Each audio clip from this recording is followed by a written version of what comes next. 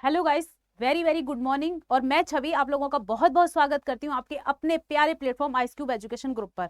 Guys, हम लोग यहाँ पे देख रहे थे, हम लोग क्या देख रहे थे, एसएससी सीजीएल में जो क्वेश्चन पूछे जा रहे हैं, किस टाइप के पूछे जा रहे हैं, किस पोर्शन से पूछे जा रहे हैं, सारा हम देख रहे थे यहाँ पे। ठीक है, तो आज हम देखेंगे 11 दिसंबर का पेपर कैसा रहा गाइस। तो चलिए सभी आ जाइए और सेशन को लाइक शेयर एंड जो भी नए जुड़े हैं सब्सक्राइब याद से कर लेंगे। तो बिना देरी करते हुए सेशन को स्टार्ट करते हैं।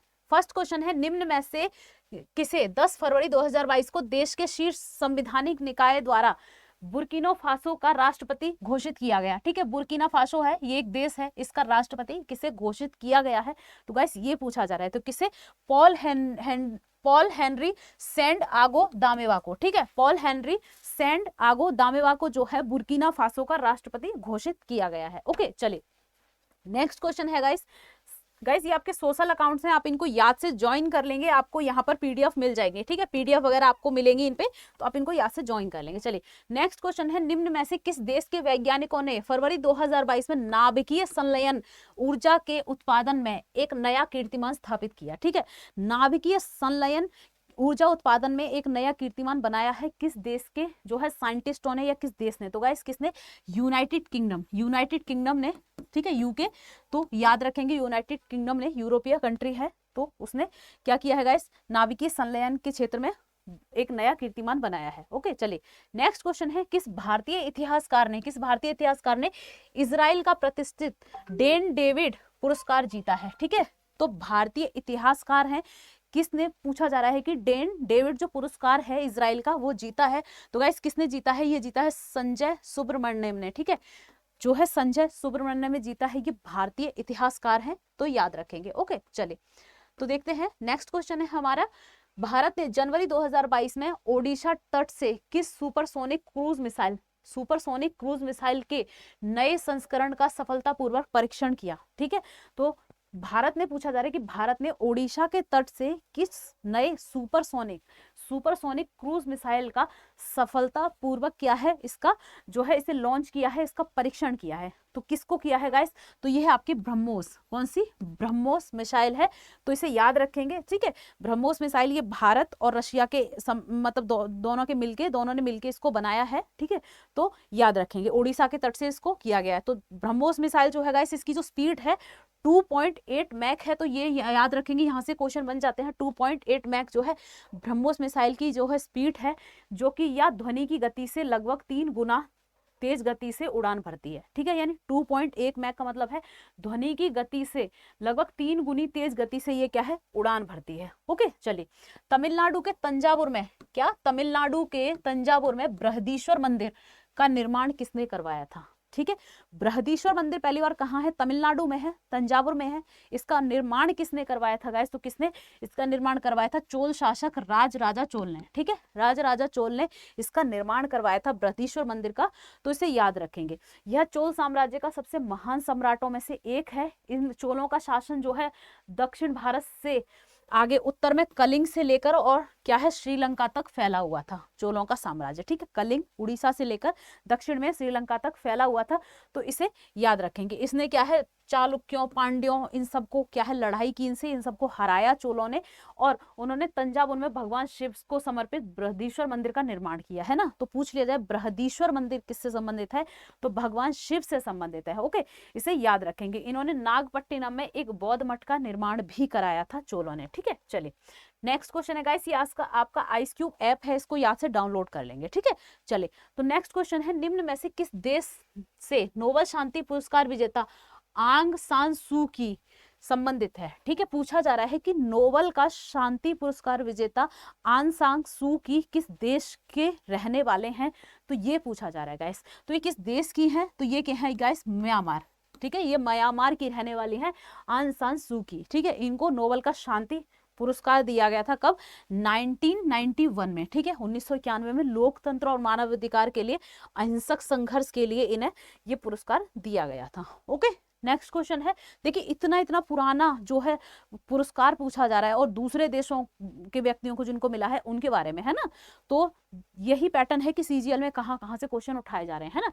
नेक्स्ट है मोनालिसा ऑफ इंडिया।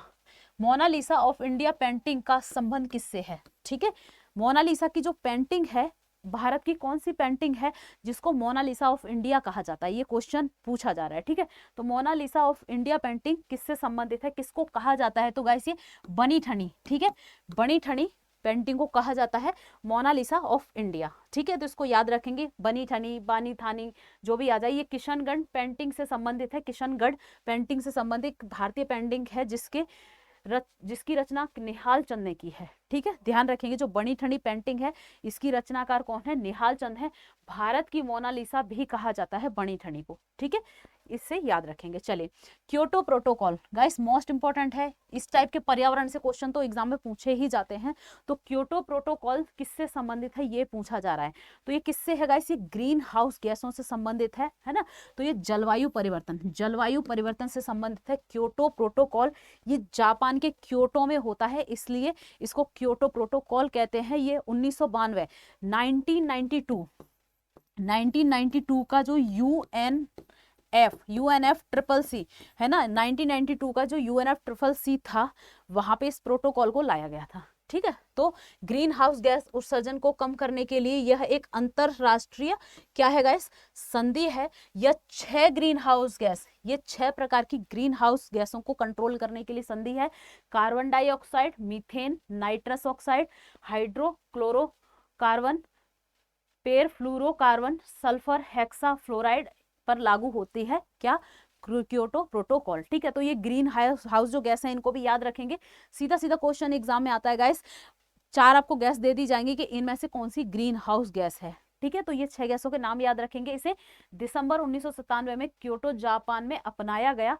प्रोटोकॉल फरवरी 2005 में लागू होता है। तो लागू कब होता है गाइस, 2005 में होता है, और जापान में इसे अपनाया गया 1997 में। क्योटो प्रोटोकॉल जो है 1992 यूएनएफ ट्रिपल सी का ही एक विस्तार है, मतलब आगे चल के इसी का ही एक पार्ट हो जाता है। चलिए, किस संशोधन द्वारा संपत्ति का अधिकार, क्या संपत्ति के अधिकार को मौलिक अधिकारों से हटा दिया गया। ठीक है, पूछा जा रहा है कि किस संशोधन द्वारा जो संपत्ति का अधिकार था, राइट टू प्रॉपर्टी को आपके फंडामेंटल राइट से बाहर निकाल दिया गया, बाहर हटा दिया गया। ठीक है, तो कौन सा संविधान संशोधन था गाइस, कौन सा अमेंडमेंट था, तो 44th अमेंडमेंट। ठीक है, 44वां संविधान संशोधन जो कि 1978 में हुआ था। इससे क्या किया था गाइस, संपत्ति के अधिकार को फंडामेंटल राइट से निकालकर कहाँ डाल दिया गया था, आर्टिकल 300A। ठीक है, 300A या 300 का भी बोल देते हैं इसको, कहीं 300 का में इसको डाल दिया गया। ठीक है, तो इसे याद रखेंगे। चलिए, तो नेक्स्ट क्वेश्चन है, नेक्स्ट देखते हैं। किदम्बी श्रीकांत निम्न में से किस खेल से जुड़े हैं, किदम्बी श्रीकांत किस खेल से जुड़े हैं गाइस, खेल से क्वेश्चन काफी पूछे जा रहे हैं। तो किससे, बैडमिंटन से जुड़े हैं किदम्बी श्रीकांत। ओके, तो इसे याद रखेंगे। चलिए, भारतीय बैडमिंटन खिलाड़ी हैं। भारत के निम्न में से कौन सा पड़ोसी देश अधिकतम भारतीय राज्यों के साथ अपनी सीमाएं साझा करता है। ठीक है, तो पूछा जा रहा है कि भारत का कौन सा पड़ोसी देश अधिकतर भारतीय राज्यों के साथ अपनी जो है बाउंड्री शेयर करता है, अपनी सीमा शेयर करता है गाइस। तो कौन सा राज्य है, नेपाल। इनमें से ऑप्शंस में से जो है नेपाल सबसे ज्यादा सीमा साझा करता है। ओके, देख ले रहे हैं। उत्तराखंड, उत्तर प्रदेश, बिहार, पश्चिम बंगाल और सिक्किम, 5 राज्यों से क्या है, नेपाल अपनी सीमा साझा करता है, जो लगभग 1752 किलोमीटर की सीमा रेखा साझा करता है नेपाल भारत से। ठीक है, निम्न में से, नेक्स्ट क्वेश्चन है 12वां, निम्न में से किस राजा को विक्रमादित्य की उपाधि दी गई। ठीक है गाइस, विक्रमादित्य की उपाधि किसको दी गई, तो किसको दी गई गाइस, ये दी गई चंद्रगुप्त द्वितीय को। चंद्रगुप्त द्वितीय को जो है विक्रमादित्य की उपाधि दी गई। तो उसे याद रखेंगे। इन्होंने जो शक शासक थे, ठीक है, शकों को इन्होंने पराजित किया गाइस, इसीलिए इनको क्या है, विक्रमादित्य की उपाधि दी गई। ठीक है, तो इसे याद रखेंगे। ओके, इनका कार्यकाल 376 से 413 जो है ईस्वी से शासन इन्होंने किया था 413 या कहीं कहीं 415 जो है 15 इसमें मिलता है। इनके दरबार में गाइस नवरत्न रहा करते थे, ठीक है, तो इनके दरबार में 9 रत्न रहा करते थे चंद्रगुप्त द्वितीय के में, तो याद रखेंगे, इंपॉर्टेंट है कि किसके दरबार में रहा करते थे, तो इनके दरबार में। दूसरा कौन सा शासक था, एक और शासक था स्टूडेंट जिसके दरबार में नवरत्न रहा करते थे, वो आप मुझे कमेंट बॉक्स में बताएंगे, आपका क्वेश्चन है, ठीक है। उन्होंने शकों पर विजय प्राप्त की थी, इसीलिए उन्होंने यहाँ से ही क्या है विक्रमादित्य की उपाधि धारण की, ठीक है। हिस्ट्री में बहुत सारे विक्रमादित्य मिलेंगे, लेकिन सबसे प्रतापी विक्रमादित्य अगर पूछ लिया जाए तो यही है चंद्रगुप्त द्वितीय, ठीक है। चलिए तो देखते हैं भारत के प्रथम साम्राज्य निर्माता, भारत के प्रथम साम्राज्य निर्माता के रूप में किसे जाना जाता है, ठीक है। भारत के प्रथम साम्राज्य निर्माता के रूप में किसे जाना जाता है, तो गाइस किसको, नंदास को जाना जाता है गाइस। जो नंदास थे, जो नंद वंश के शासक थे, उनको भारत में प्रथम साम्राज्य निर्माता के रूप में जाना जाता है। नंदों ने 344 ईसा पूर्व से 321 ईसा पूर्व के बीच मगध साम्राज्य पर क्या किया गाइस, शासन किया। नंदों को भारत के पहले साम्राज्य निर्माता के रूप में भी जाना जाता है। प्रथम नंद शासक कौन था, महापद्म नंद था, क्या था, महापद्म नंद था। शिशुनाग होगा गाइस, शिशुनाग राजवंश को महापद्म नंद ने उखाड़ फेंका और नंद साम्राज्य की नींव डाली, ठीक है। तो अगर पूछ लिया जाए कि नंद साम्राज्य किसके बाद आया, तो नागों के बाद आया, शिशुनाग के बाद, ठीक है। महापद्म को भारत का पहला ऐतिहासिक सम्राट कहा जाता है, तो याद रखेंगे भारत का पहला ऐतिहासिक सम्राट किसको, महापद्म नंद को कहा जाता है। जो महापद्म है ने उत्तरी भारत के एक बड़े भाग को शामिल करने के लिए अपने साम्राज्य का विस्तार किया। नंद भारत में पहले गैर क्षत्रिय शासक थे, ये क्षत्रिय नहीं थे गाइस, इससे पहले क्या था, शासन जो है क्षत्रिय करते आ रहे थे। एक अवधारणा बनाई जाती थी कि क्षत्रिय ही शासक जो है राजा बनेंगे, ये पहले गैर क्षत्रिय थे, ठीक है। स्वाभिमान आंदोलन, क्या गाइस, स्वाभिमान आंदोलन के विचार का समर्थन किसने किया, तो स्वाभिमान जो आंदोलन है इसके विचार का समर्थन जो है किसने किया, तो ये पेरियार ने, ठीक है, किसने, पेरियार ने किया स्वाभिमान आंदोलन, या किसने इसको एक तरीके से दिया ये भी कह सकते हैं, तो ईवी रामास्वामी नायकर, जिनको पेरियार के नाम से भी जाना जाता है, ने स्वाभिमान आंदोलन की स्थापना की। ओके गाइस, चलिए, और ये स्वाभिमान आंदोलन गाइस किससे संबंधित था, ये अछूतों से संबंधित था।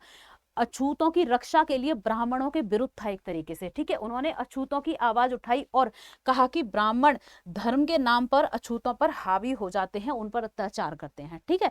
तो स्वाभिमान आंदोलन जो है अछूतों से संबंधित था, उनकी रक्षा के लिए ब्राह्मणों के खिलाफ था, ये भी याद रखेंगे, ठीक है। तो चलिए 15वां क्वेश्चन है, संविधान की 11वीं अनुसूची, क्या 11वीं अनुसूची में कितने विषय हैं, ठीक है। तो पूछा जा रहा है कि संविधान की जो 11वीं अनुसूची है, जो 11th शेड्यूल्ड है, उसमें कितने सब्जेक्ट्स हैं, कितने विषय हैं, तो गाइस कितने हैं इसमें, 29 विषय, ठीक है, 29 विषय हैं। और ये आपकी पंचायतों से संबंधित है, ठीक है। और अगर हम 12वीं अनुसूची की बात करें गाइस, जो 12th शेड्यूल्ड है, इसमें कितने हैं, 18 विषय हैं, कितने, 18 विषय हैं, ठीक है। और ये आपकी नगर पालिका, नगर निगम जो है, नगर निगम, ठीक है, नगर निगम या नगर पालिकाओं से संबंधित है 12वीं अनुसूची, ठीक है। तो इन दोनों को याद रखेंगे। चलिए, तो नेक्स्ट क्वेश्चन है हमारा 16, भारत में श्वेत क्रांति के जनक, ठीक है, किसको कहा जाता है। ओके, चलिए, तो किसको कहा जाता है, father of white revolution in India, ठीक है, father of white revolution in India किसको कहा जाता है भारत में, श्वेत क्रांति के जनक। गाइस श्वेत क्रांति दूध उत्पादन से संबंधित है, दूध है, मिल्क है ना, दूध उत्पादन से संबंधित है, तो किसको, ऑप्शन सी होगा, डॉक्टर वर्गीस कुरियन। डॉक्टर वर्गीस कुरियन को भारत में श्वेत क्रांति का जनक कहा जाता है। और ये श्वेत क्रांति क्या है, आपकी दूध उत्पादन से संबंधित है। ओके, जिसे याद रखेंगे। चलिए, नेक्स्ट क्वेश्चन है, वर्ष 1881 में केसरी नामक अखबार या पत्रिका भी आ जाए ना, पत्रिका एक ही बात है, केसरी नामक अखबार या पत्रिका किसने जो है निकाली, किसने स्थापित किया, उसकी स्थापना किसने की, तो गाइस दो थी, केसरी और एक थी मराठा, ठीक है, केसरी और मराठा थी। तो याद रखेंगे, जो केसरी थी, ये केसरी थी गाइस, ये तो आपकी किसमें, मराठी भाषा में थी, मराठी, ठीक है, मराठी भाषा। तो याद रखेंगे, इनकी लैंग्वेज भी एग्जाम में पूछी जाती है, केसरी मराठी में थी। और जो मराठा पत्रिका थी गाइस, ये किसमें थी, अंग्रेजी, किसमें थी, अंग्रेजी में थी, ठीक है। तो ये याद रखेंगे, ये किसकी थी गाइस, ये थी केसरी जो पत्रिका है, ये आपकी बाल गंगाधर तिलक की पत्रिकाएं थी, तो इसको याद रखेंगे। ओके, चलिए तो केसरी यह मराठी अखबार था जिसे 1881 में बाल गंगाधर तिलक ने शुरू किया। तिलक जो है एक स्वतंत्रता सेनानी थे, ठीक है। बाल गंगाधर तिलक एक भारतीय राष्ट्रवादी स्वतंत्र कार्यकर्ता थे जिन्हें भारत की स्वतंत्रता के लिए इन्होंने लड़ाई लड़ी, ठीक है। ये जो है लाल बाल पाल, गैस लाल बाल और पाल जो तीन व्यक्ति थे, ठीक है, लाला लाजपत राय है ना, बाल गंगाधर तिलक और बिपिन चंद्र पाल, उन्हीं में से क्या है ये बाल थे, ठीक है, बीच के व्यक्ति थे बाल, यानी बाल गंगाधर तिलक। और ब्रिटिशर्स ने इन्हें क्या है भारतीय अशांति का जनक, भारतीय अशांति का जनक भी कहा ब्रिटिशर्स ने इन्हें। किसको? बाल गंगाधर तिलक को। ब्रिटिशर्स में किसने कहा इनको? वैलेंटाइन शिरोल ने, ठीक है, वैलेंटाइन, ठीक है। तो इन्हें भारतीय अशांति का जनक किसने कहा? वैलेंटाइन शिरोल ने कहा, ठीक है। महात्मा गांधी ने इन्हें आधुनिक भारत का निर्माता कहा। तो ये लाइन बहुत इंपॉर्टेंट है गाइस। महात्मा गांधी ने इन्हें आधुनिक भारत का निर्माता कहा, किसे? बाल गंगाधर तिलक को। और वैलेंटाइन जो शिरोल थे इन्होंने इन्हें भारतीय अशांति का जनक कहा, ठीक है। चलिए नेक्स्ट क्वेश्चन है कथकली। कथकली किस राज्य का मुख्य शास्त्रीय नृत्य है? ठीक है, कथकली एक नृत्य है, शास्त्रीय नृत्य है। तो किस राज्य का है? क्लासिकल जो नृत्य है वो किस राज्य का है गाइस? तो ये आपको बताना है। 4 ऑप्शन दे रखे हैं, ठीक है। किस राज्य का क्लासिकल डांस है? तो ये है आपका केरल का कथकली, ठीक है। कथकली केरल का क्लासिकल डांस है, तो उसे याद रखेंगे। चलिए देखते हैं चक्रशिला। चक्रशिला वन्यजीव अभ्यारण्य, चक्रशिला वन्यजीव अभ्यारण्य किस राज्य में संबंधित, किस राज्य में स्थित है गाइस? तो किस में है? ये है आपका असम में, ठीक है। तो याद रखेंगे चक्रशिला वन्यजीव अभ्यारण्य किस राज्य में है? वाइल्ड लाइफ सेंचुरी जो चक्रशिला वाइल्ड लाइफ सेंचुरी किस में है? असम में है। ओके गाइस, तो याद रखेंगे। चलिए इसका एक और इम्पोर्टेंट चीज है या गाइस, ये गोल्डन लंगूर, क्या है? गोल्डन लंगूर के लिए फेमस है ये wild life sanctuary. Next question है दूरसंचार के लिए वायुमंडल की किस परत का उपयोग किया जाता है? ओके, दूरसंचार के लिए वायुमंडल की, एटमॉस्फेयर की किस परत, किस लेयर का जो है उपयोग किया जाता है आपका टेली कम्युनिकेशन के लिए, ठीक है। तो ये आपको बताना है किस परत का प्रयोग किया जाता है। तो गाइस किसका किया जाता है? ये किया जाता है गाइस आपका जो आयनोस्फेयर है, आयन मंडल का, ठीक है। आयनोस्फेयर यानी आयन मंडल का उपयोग जो है दूर संचार के लिए किया जाता है। आयन मंडल में ही गाइस जो हमारी टीवी, रेडियो, इन सबको जो संचार मिलते हैं ना, इसी आयन मंडल से आते हैं, ठीक है। तो इसे याद रखेंगे, आयन मंडल को ही कहा जाता है, इसको बेतार का तार मंडल भी कहते हैं, याद रखेंगे। समताप मंडल जो होता है गाइस, इसमें हमारे जो एरोप्लेन वगैरह उड़ते हैं ना, वो इस समताप मंडल में ही उड़ते हैं, ठीक है। और क्षोभ मंडल सबसे नीचे का मंडल होता है, सबसे पहला मंडल क्षोभ मंडल होता है। ये ज्योग्राफी में आपको देखने को मिल जाएगा, सबसे नीचा मंडल होता है। इसी में जो हमारी तूफान, आंधी, वर्षा जो होती है इसी क्षोभ मंडल में होती है, ठीक है।